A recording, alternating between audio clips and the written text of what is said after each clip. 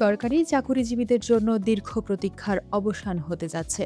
বেতন কাঠামো পুনর্বিন্যাসের লক্ষ্যে বড় ধরনের একটি পদক্ষেপ নিয়েছে সরকার। দীর্ঘদিনের জল্পনা কল্পনার পর এবার আলোর মুখ দেখতে যাচ্ছে নতুন পে স্কেল বা বেতন কাঠামো।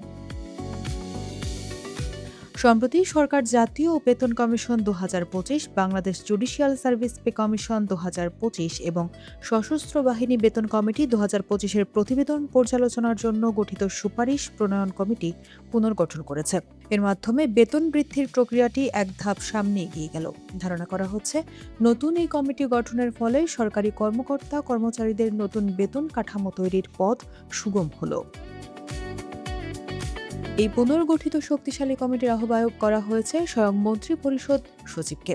কমিটির সদস্য হিসেবে যুক্ত করা হয়েছে সরকারের শীর্ষ পর্যায়ের কর্মকর্তাদের, যার মধ্যে রয়েছেন প্রধানমন্ত্রীর কার্যালয়ের মুখ্য সচিব, জনপ্রশাসন মন্ত্রণালয়ের সিনিয়র সচিব, সশস্ত্র বাহিনী বিভাগের প্রিন্সিপাল স্টাফ অফিসার এবং অর্থ সচিব সহ আইন, শিক্ষা ও স্বাস্থ্য বিভাগের সচিবরা।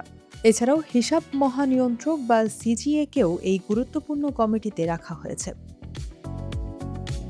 এই কমিটির মূল কাজ কি হবে? কমিটি মূলত ৩টি পৃথক বেতন কমিশন ও কমিটির জমা দেওয়া প্রতিবেদনগুলো পুঙ্খানুপুঙ্খভাবে বিশ্লেষণ করবে।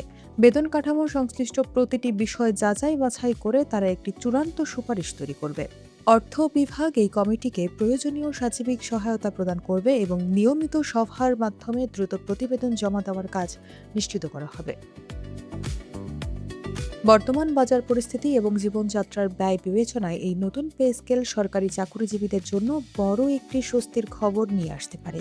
নির্ধারিত সময়ের মধ্যেই কমিটি তাদের চূড়ান্ত প্রতিবেদন সরকারের কাছে জমা দেবে, আর এর পরে আসবে সেই কাঙ্ক্ষিত আনুষ্ঠানিক ঘোষণা। তাই নতুন পে স্কেলের মাধ্যমে বেতন বৃদ্ধির স্বপ্ন এখন আর খুব বেশি দূরে নয়।